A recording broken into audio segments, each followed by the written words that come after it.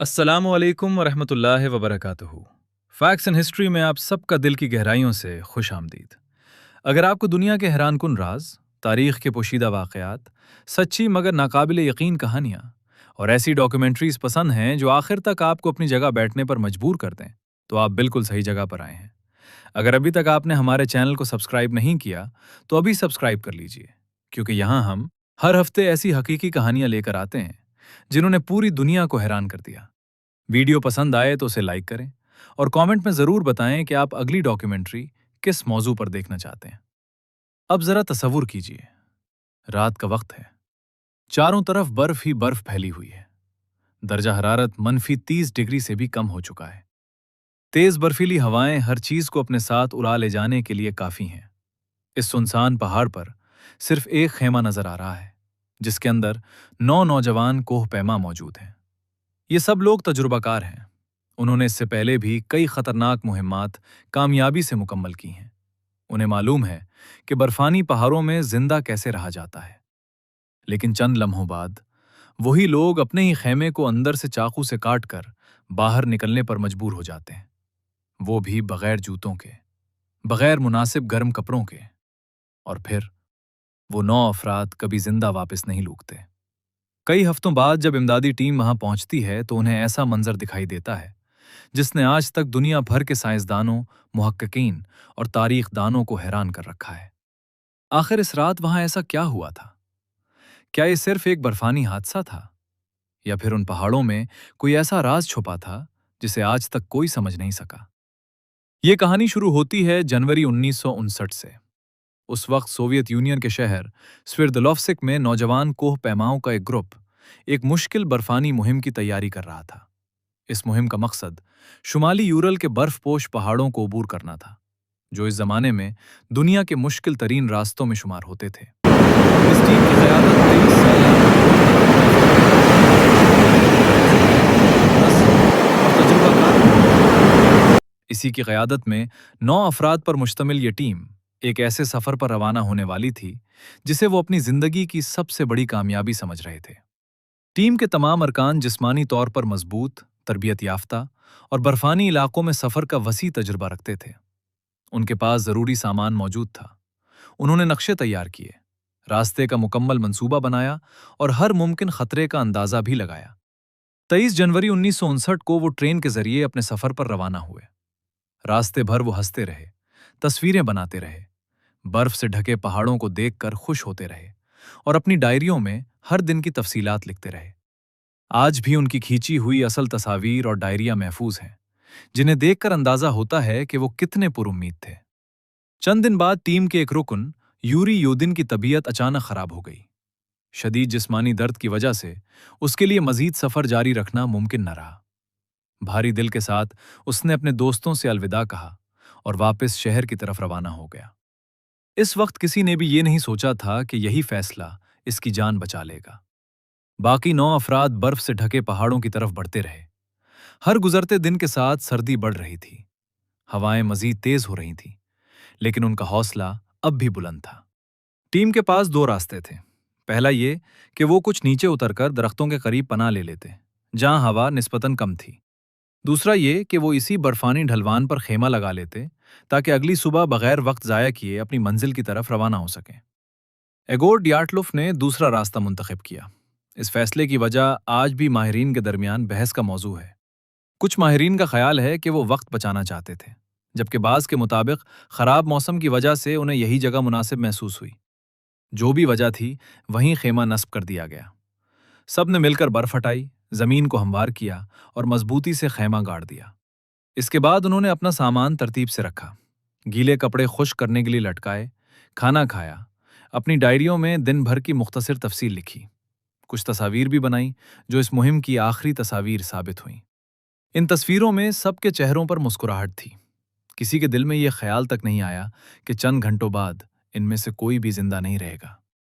رات گہری ہوتی گئی، پہاڑ پر مکمل خاموشی چھا گئی، صرف تیز ہوا کی آواز سنائی دے رہی تھی۔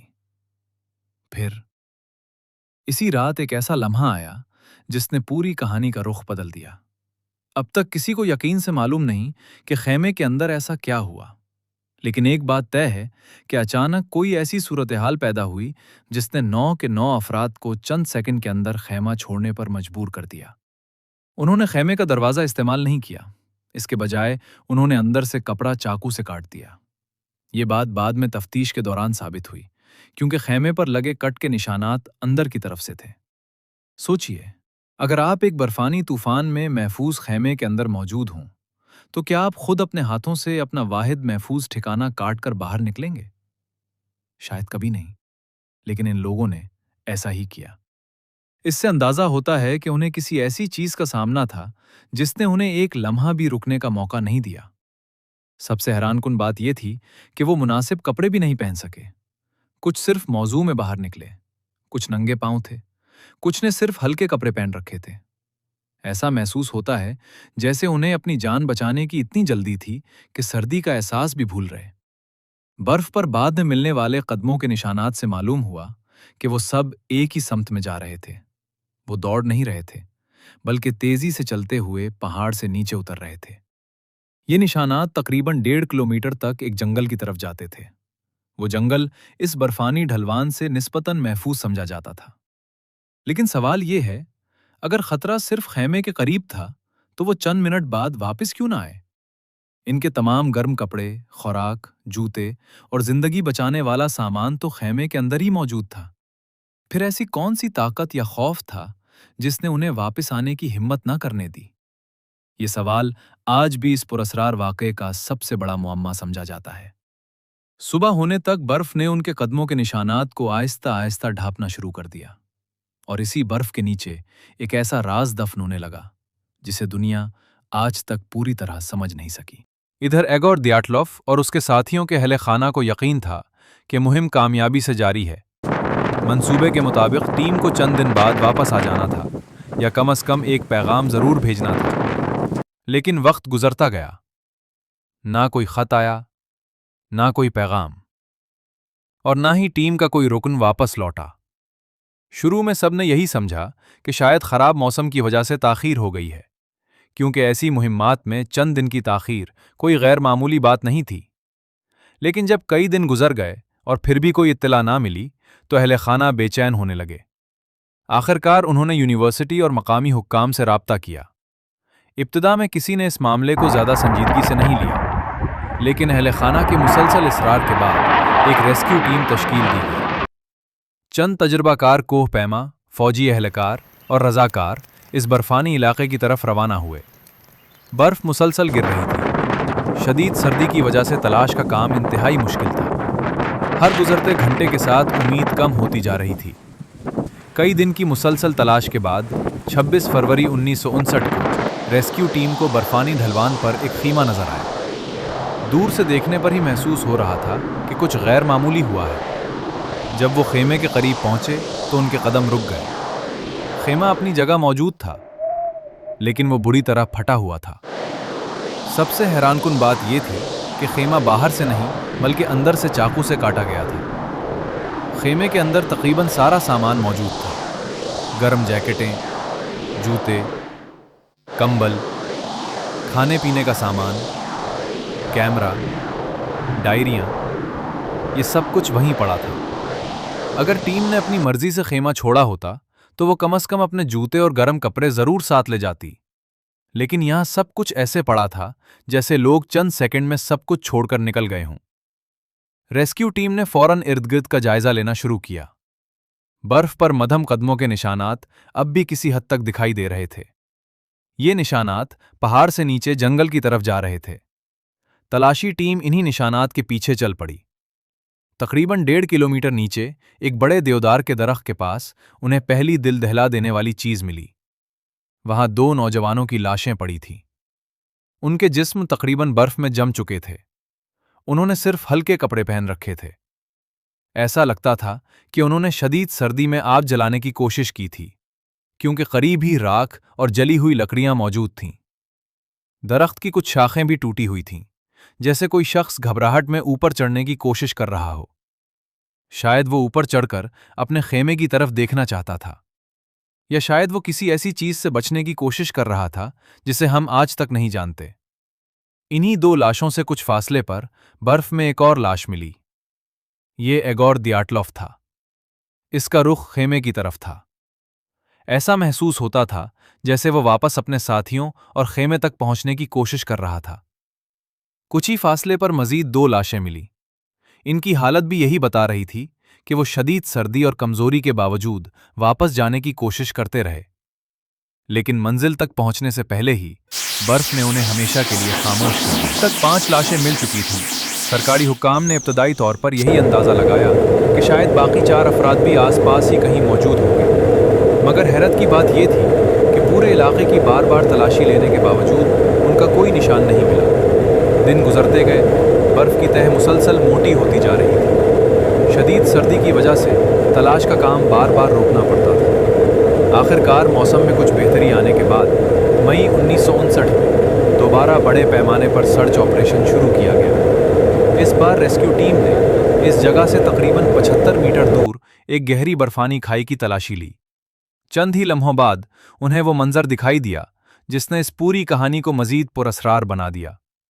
برف کی کئی فٹ موٹی تہہ کے نیچے باقی 4 لاشیں موجود تھیں، لیکن ان کی حالت پہلی 5 لاشوں سے بالکل مختلف تھی۔ ان کے جسموں پر شدید اندرونی چوٹوں کے نشانات تھے۔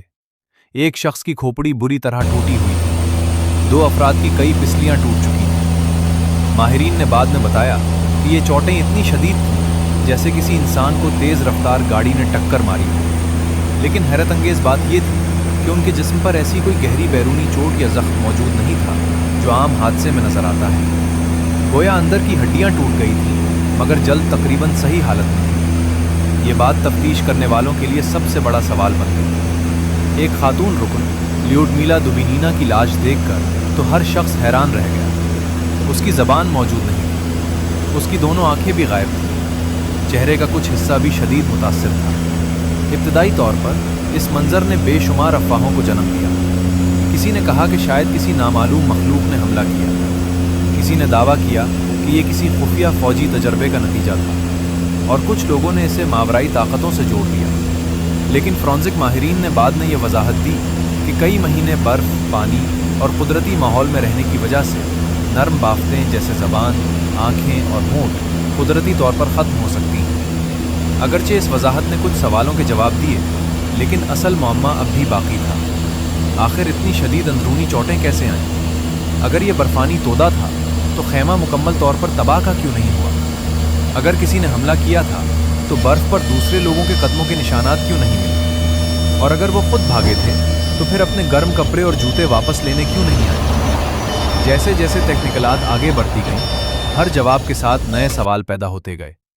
اب یہ واقعہ صرف ایک حادثہ نہیں رہا تھا، بلکہ دنیا کے سب سے مشہور اور پیچیدہ پراسرار رازوں میں ڈیٹیل ہو چکا تھا۔ جب لاشوں کا مکمل پوسٹ مارٹم کیا گیا تو کئی ایسی باتیں سامنے آئیں جنہوں نے اس معمہ کو مزید گہرا کر دیا۔ ڈاکٹروں نے اپنی رپورٹ میں لکھا کہ ابتدائی 5 افراد کی موت شدید سردی یعنی ہائپوتھرمیا کی وجہ سے ہوئی تھی، لیکن باقی 4 افراد کی حالت اس سے مختلف تھیں۔ ان کے جسموں پر اتنی شدید اندرونی چوٹیں تھیں کہ عام انسان شاید چند منٹ بھی زندہ نہ رہ پاتا۔ اس کے باوجود ان کے جسم پر کسی لڑائی، چاقو، گولی یا کسی دوسرے انسان کے حملے کے واضح نشانات موجود نہیں تھے۔ یہی وجہ تھی کہ تفتیش کرنے والے افسر بھی حیران تھے۔ اگر وہاں کوئی قاتل نہیں تھا تو پھر یہ زخم آئے کیسے؟ تحقیقات کے دوران ایک اور حیران کن بات سامنے آئی۔ ٹیم کے کچھ کپڑوں پر معمول سے زیادہ ریڈیشن یعنی تابکاری کے آثار پائے گئے۔ جیسے ہی یہ خبر منظر عام پر آئی، لوگوں کے ذہنوں میں نئے سوال پیدا ہونے لگے۔ کیا ان نوجوانوں کا سامنا کسی خفیہ فوجی تجربے سے ہوا تھا؟ کیا سوویت یونین اس علاقے میں کوئی ایسا تجربہ کر رہا تھا جسے دنیا سے چھپایا جا رہا تھا؟ یا پھر اس ریڈیشن کی کوئی اور وجہ تھی؟ کئی سابق فوجیوں نے بعد میں دعویٰ کیا کہ انہی دنوں اس علاقے کے آسمان میں عجیب نورنجی رنگ کی روشن گیندیں دیکھی گئی تھیں۔ بعض مقامی لوگوں نے بھی ایسی روشنیوں کا ذکر کیا۔ ان بیانات نے اس واقعے کو مزید پراسرار بنا دیا۔ کچھ لوگوں نے کہا کہ شاید یہ خفیہ میزائلوں کی آزمائش تھی۔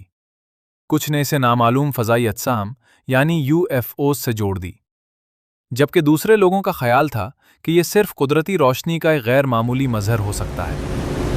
دوسری طرف کچھ سائنسدانوں نے ایک مختلف نظریہ پیش کیا۔